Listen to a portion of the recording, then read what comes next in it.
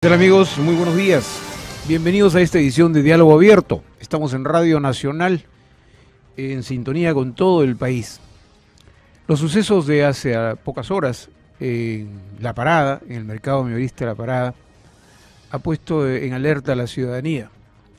Es decir, tenemos que estar con todos los sentidos bien puestos en torno a qué está ocurriendo con la sociedad peruana.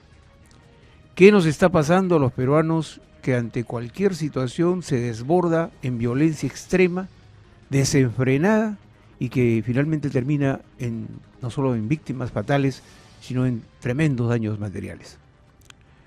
Hemos observado casi todos los peruanos las imágenes de la televisión, las fotografías publicadas en los medios y vemos esa suerte de salvajismo centrada inclusive con una especie de odio contra las fuerzas del orden, en este caso la Policía Nacional.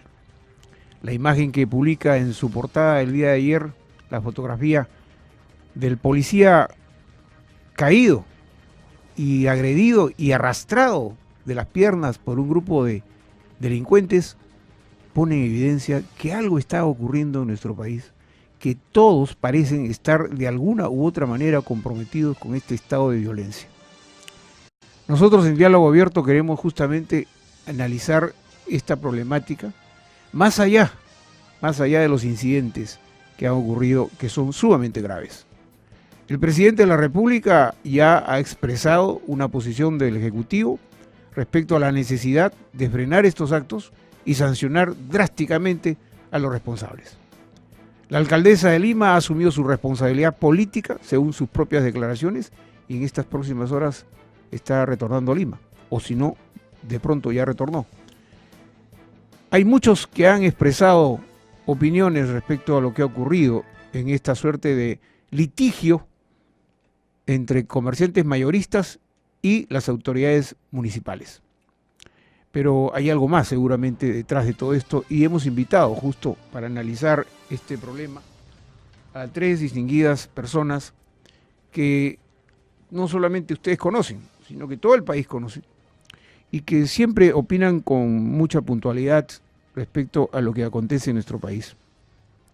Está con nosotros el congresista de la República, Daniel Mora, general Daniel Mora, una persona bastante reconocida en el ámbito no solo castrense, ahora en el ámbito político. Nuestro amigo Diógenes Alba, que es empresario de Gamarra, uno de los exitosos empresarios de Gamarra y uno que parece ser también afectado por estos saqueos que ocurrieron justamente horas después de los graves incidentes de La Parada. Y me he reservado al último a mi colega, más conocido como el Tigre, Agustín Figueroa, uno de los periodistas más notables que tenemos, sumamente ponderado, centrado y que no tiene, como hemos dicho muchas veces, pelos en la lengua. De tal suerte que con Agustín, que obviamente es un periodista que todos lo ven en la televisión y permanentemente es convocado por los medios, vamos a tener un comentarista y un analista de primera como nuestros otros invitados. Vamos a iniciar nuestra jornada de hoy con Diálogo Abierto, dándoles la bienvenida. Bienvenidos, señores, amigos. Buenos días.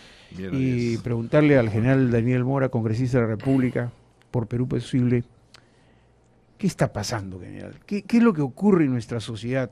¿Qué es lo que alimenta esta suerte de odio, ¿no? Esta pérdida, como dijo el doctor Max Hernández, brutal de confianza entre los peruanos.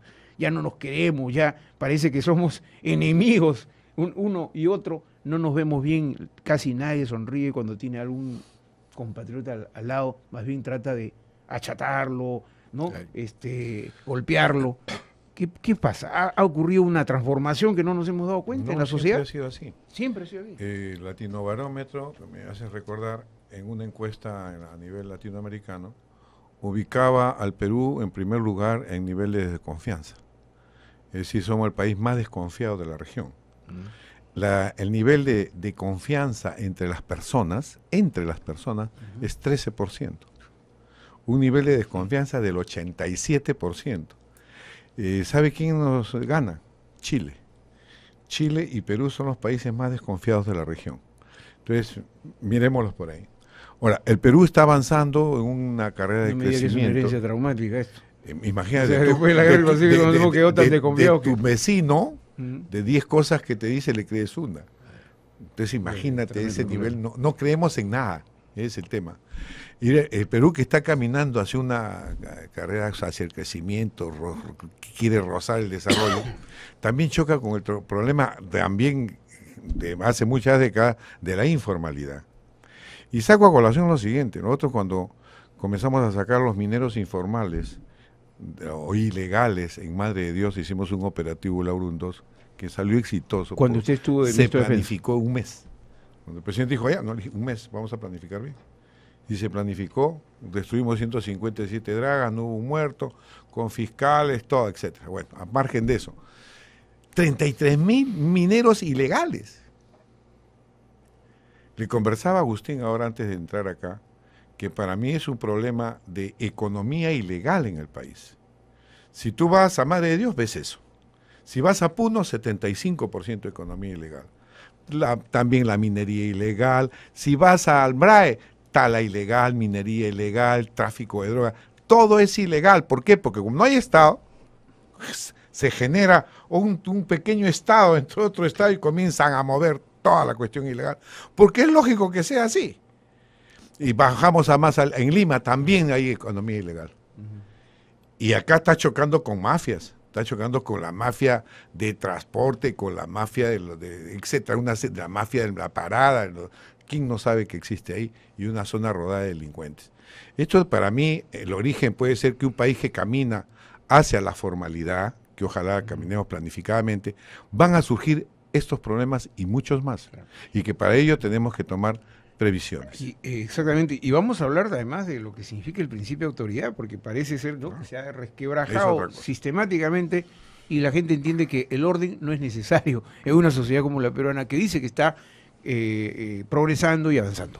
Don Diógenes Alba, usted es un empresario de provincia, usted vino de provincia, vino seguramente con muy pocos recursos y ha trabajado intensamente, de acuerdo a su historial que conocemos, hasta convertirse hoy en uno de los líderes empresariales de Gamarra.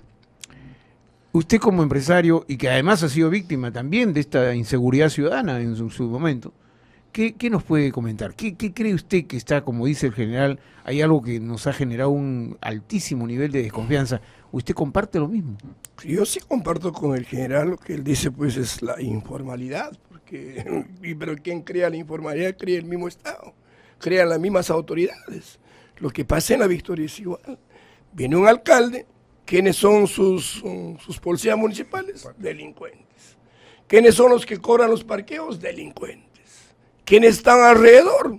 Todos están, entonces lo crían ellos todo por dinero. ¿Y a quién afecta? Afecta a todos nosotros, pero nosotros luchamos por una formalidad, luchamos por un lugar mejor, pero no podemos contra la corriente. Y acá quien lo echemos la culpa es al Congreso, porque el Congreso se sienta y nunca va al lugar, a pesar que yo estuve hace poco, formaron una comisión, un grupo para ir a Gamarra, llamar al alcalde, no ver todas las dificultades, las deficiencias. Ya han pasado 2 meses y nadie va, a pesar que yo tengo muchos amigos ahí que los conozco muchos años, ¿no? Y ellos saben cómo está Gamarra. Entonces muchas veces nos sentimos frustrados, decimos, tal vez porque somos provincianos, nos vienen y nos aplastan, nos quieren hacer cosas. A veces yo salgo indignado, digo, tantos moles internacionales vienen ya, están sobre nosotros. Y nosotros siempre lo mismo, no podemos reaccionar porque la autoridad lo vende la calle, la autoridad le vende el parque, la autoridad le vende todo. Cuando tú te vas a Gamarra, vas a ver un cerco total alrededor de Gamarra. ¿Quieres correr hacia Grau? No puedes porque no hay pase. ¿Quieres correr hacia Huánuco? No puedes porque no hay pase. ¿Quieres salir en la noche? No puedes porque está cercado. Por favor, ¿dónde están las autoridades? ¿Cuándo han castigado a una autoridad? Todo es corrupción, por favor. Nos subió los arbitrios al 500% el señor Scorby para ponernos pues una buena policía, ¿no? Así en palabras, 80 policías, 120 serenacámaras y todo un ornato total. Nada. Bien. Oiga, y cuando Diógenes sale, ¿Qué dicen? Está loco. Bueno, no lo hemos invitado porque usted esté loco, sino porque tiene harto conocimiento del tema. Así que aquí está usted en Radio Nacional, lo están escuchando en todo el país. Agustín Figueroa hace permanentemente análisis, ¿no? ¿Quién no lo ve en televisión por cable, en televisión a señal abierta, en radios, en todos lados? Agustín, me imagino que tú has reflexionado profundamente sobre lo que ha pasado estos días en la parada. Algunos dicen que este conflicto está casi preavisado ya, ¿no es cierto? Que se iba a venir algo así parecido, ¿no?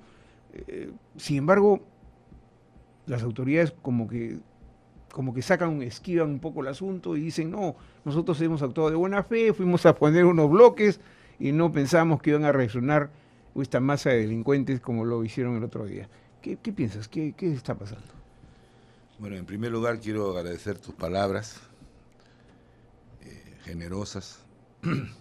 Los oyentes de Radio Nacional en todo el Perú deben saber que Alberto Cuquín está orgulloso de mi trayectoria profesional porque él ha sido mi maestro. Muchas gracias. Bueno, te contesto, entrando al tema que nos convoca. A mí me parece lógico lo que ha pasado. Me parece una consecuencia natural del Perú. El Perú es el primer productor de clorhidrato de cocaína en el mundo. Y eso significa que todos los gobiernos han fracasado en el control de la droga. En el Perú, eso que llamamos Brain, alcaldes del Brain, jefes del Brain, el Brain no existe en la estructura del país. Son 5 regiones con 5 responsables. Y un puñado de terroristas tiene al ejército, la marina, la aviación, la policía, la fiscalía, el poder judicial, el poder ejecutivo y el poder legislativo de rodillas. ¿Es eso lógico? No. Los insumos entran y salen como si nada. ¿Por qué ha fracasado el gobierno? Nosotros ya somos un narcoestado y vamos en camino a ser una república cocainera, porque las bases están dadas. Amén de la pobreza. No es un poco extremo lo que dices, porque, digamos, permíteme que te interrumpa, el tema es que hay deficiencias evidentemente operativas del Estado, ¿no es cierto? Las políticas fijadas para el control de insumos recién se acaban de editar, hace apenas creo que unos días. Entonces, de pronto, este Estado al que tratamos de alguna u otra manera de levantar, no tiene esas capacidades que tú estás señalando, es decir, es incapaz de poder enfrentar situaciones de esta naturaleza, pero llegar, digamos, a que ya estén peligrosamente abordados por el crimen organizado, ¿tú tienes la convicción de que ya estamos a ese nivel? La absoluta convicción. Bueno, eso es lo que se llama pues gerencia por resultados, ¿no es cierto? ¿Cuál es la gerencia del narcotráfico, no solo de la cocaína, sino también de la heroína en el Perú? Los primeros. Para que el Perú sea primero en eso, tiene que haber fracasado otro sistema. No me estoy refiriendo pues al gobierno de Ollantumala, me estoy refiriendo al Estado-nación peruano. Hace más de 60 años que la cocaína entró al sistema del narcotráfico. Sí. La heroína es anterior. Y ahora hay regiones donde hay mucha heroína, está creciendo la heroína.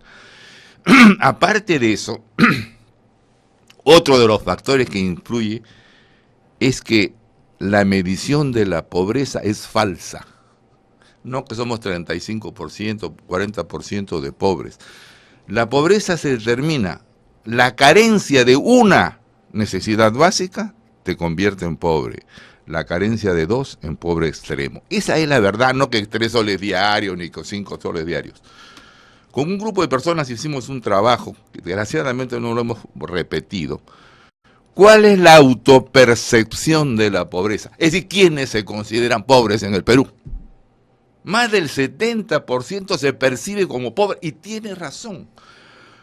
Yo que tengo el privilegio de ganar algún dinero hace muchos años como profesional, tengo 3 seguros, y a pesar de los 3 seguros tengo deficiencia en mi atención geriátrica, porque yo ya soy un viejo, pues, ¿no es cierto? Y los viejos necesitamos atención médica. Imagínate quienes no lo tienen. Todos son cifras mágicas. La inmensa mayoría de los pobres no tienen atención médica en el Perú.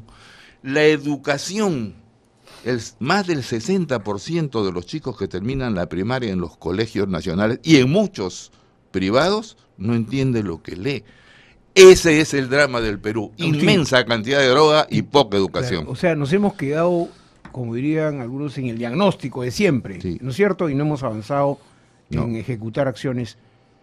Pero ahí la responsabilidad entonces es también de la clase política, porque ¿quiénes nos han gobernado Claro. en los últimos tiempos a los peruanos? No ha sido el pueblo, nos han gobernado clase política, Sin duda. ¿no es cierto? ¿O no, mi general? Sí. Bueno, En los términos castrenses. pueblos son, después de esta experiencia, son lo que sus dirigentes hacen. Y tú ves el Perú cuando ha tenido más o menos un dirigente que ha querido enrumbar las cosas, se mueve. La población se mueve con estímulos. Hablaba, por ejemplo, Agustín, se confunde el crecimiento, el PBI, si tú lo divides entre los peruanos, ahora cada uno le corresponde $7,000, pero ¿dónde están los $7,000? Porque ves pobreza por todos lados. Hablando de educación, que yo estoy metido en el tema. Lo de la ley de profesorado. ¿Cuánto recibe un profesor de primer nivel? 1.200 soles. ¿Ya? ¿Cuánto le suben de sueldo cuando se va al segundo nivel? 14 soles. ¿Cuánto recibe un profesor después que ha pasado 20, 25 años en el quinto nivel? La diferencia del primero al quinto, 79 soles. Es una vergüenza, con eso no podemos hacer una educación eficiente ni hablar. Pero vamos al tema. Yo cuando se habla del Congreso, tenemos leyes un montón. No te imaginas. A ver, ¿qué ley vamos a sacar para ver este problema? El problema fundamentalmente es falta de presencia del Estado y ahí surge todo lo demás. El Perú es una soledad.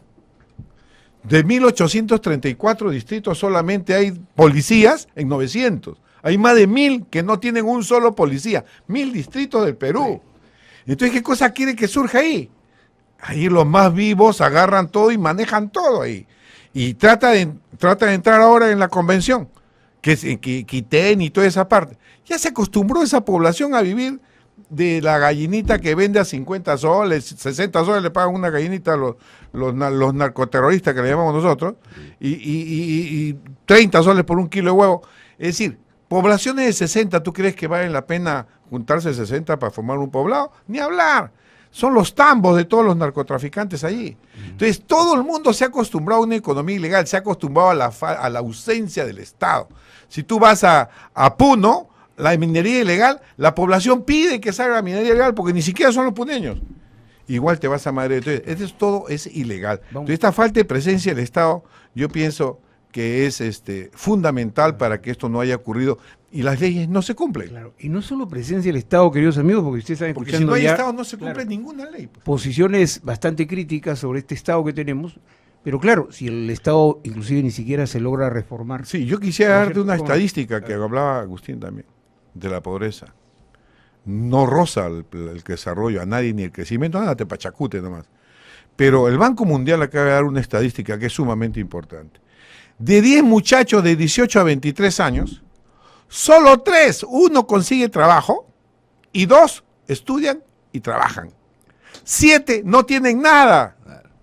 Y hemos quitado el servicio militar obligatorio, hemos quitado todo, como si fuéramos Vamos Suecia, a seguir cuando todavía analizando. no hay Estado en muchas partes de nuestro país. Congresista Daniel Mora es presidente de la Comisión de Educación del Congreso de la República, de tal suerte que también vamos a tocar el tema de cómo educar a nuestro pueblo, por lo menos en conducta cívica, porque parece ser que en eso estamos desaprobados.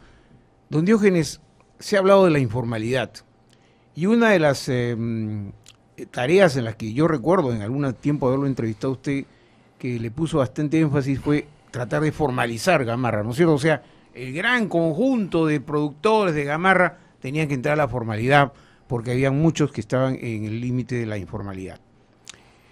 ¿La formalidad ayudaría eventualmente a resolver estos problemas que estamos advirtiendo, problemas sociales, económicos en nuestro país? Claro, por supuesto, pero en Gamarra, por ejemplo, la formalidad existe. Porque todo el mundo trabaja con el banco. Y para que usted trabaje con el sistema, tiene que formalizarse. Si muchas veces Tiene que tener su RUC. tiene que tener su RUS. Y muchas veces que alguien no tiene, es porque licencia, porque la licencia es un poco engorrosa para sacarlo, ¿no? Porque es una serie de problemas, lo ponen, ¿no? Pero después Pero la informalidad se crean a los alrededores del damero de Gamarra. Y como decía el general, no hay presencia del Estado. Entonces, ¿quién crea toda esta informalidad? El mismo, la misma autoridad. Entonces, ¿cómo lo llaman a Gamarra? Gamarra es informal. Si tú te vas a la aviación, ves, hicieron un operativo, no sé qué fecha, sacaron 10 o sacaron 2,000 ambulantes, ahora hay 4,000. O sea, ellos hacen todo este sistema, pero después traen más, porque cobran más. Y todos los que están casi en la aviación tienen sus lugares donde, puntos de venta, que están en corralones, galerías, pero como en la calle no pagan nada, alquilan lo que tienen adentro y salen afuera por falta de autoridad. Entonces, pero usted está diciendo que la autoridad es permisiva, o sea, permite eso. Por supuesto, si usted se va a esa entrada del tren eléctrico, ve usted, muchas veces queremos tener un cliente pituco, un cliente de San Isidro, de San Borja, de Miraflores, no viene, porque lo primero que va a ver es todo el desorden, la cochinada, litrina de orina y todo. Entonces, ¿de quién depende? No depende de Diógenes Alba, sino depende de la autoridad. Entonces, la autoridad solamente va a una galería, oye, tu galería le falta pero no se da cuenta que afuera está el peligro inminente. Él solamente hace esto por cobrar coima y por poner una multa por todo, y no sé si le sabe pues el alcalde, que hacen toda su gente en todas partes, ¿no? Entonces, usted va a Gamarra, entra, no sé si un día he ido, ¿quién cobra un taxi por dejar un pasajero? Si no le paga ese sol por entrar y salir, lo pegan. ¿Lo pegan por qué? Porque ahí hay una mafia tremenda. ¿Hay agresiones por eso? Claro, por supuesto que hay agresiones. Porque todos los que cuidan y cobran, todos son delincuentes. Bien. Y cuando usted, entonces yo digo, ¿qué ha pasado ayer, antes de ayer? Ha pasado. No ha habido una planificación de la labor, el trabajo que estaban haciendo en la parada. Nosotros hemos estado, yo hablé con el general hace poco de la región y con los jefes de Apolo. Oiga, no hay seguridad en Gamarra. Y nosotros exigimos la seguridad, de repente, porque Gamarra paga, tributan más de 160 millones al año. Y los provincianos tributan sin recibir nada del Estado, porque nosotros creamos ese Gamarra. Lo hicimos ese Gamarra, será informalmente, será como sea, pero entonces necesitamos una seguridad, porque nosotros al municipio lo pagamos los arbitrios para que nos dé una seguridad. Nos cobra parques y jardines, pero no hay parques, no hay jardines y no nos dan nada. Diógenes Alba está graficando toda una tremenda realidad, bueno, que ya además la ha repetido muchas veces en las entrevistas. Vamos a ir a una pequeña pausa, vamos a retornar con nuestros invitados para ver el tema de la seguridad ciudadana, el tema de la educación, porque todo esto también es parte del complejo problema de la educación, y esta suerte de inacción del Estado, ¿no? Una inacción que, como lo ha señalado Agustín Figueroa, se repite pues a lo largo de las décadas, ¿no? Y se ha prácticamente entronizado en nuestra vida como ciudadanos, de que casi todos hoy hablamos casi despectivamente del Estado, ¿no? No hay un respeto por el Estado, por las instituciones, es decir, la pregunta sería, ¿vamos a recuperar nuestro grado de responsabilidad frente a las autoridades y frente al Estado? ¿Tenemos esa responsabilidad pendiente para cumplir? Yo creo que sí, pero mejor que nuestros invitados hagan el análisis correspondiente. Vamos a una pequeña pausa en Diálogo Abierto, en Radio Nacional del Perú, a nivel nacional, tu voz en la radio.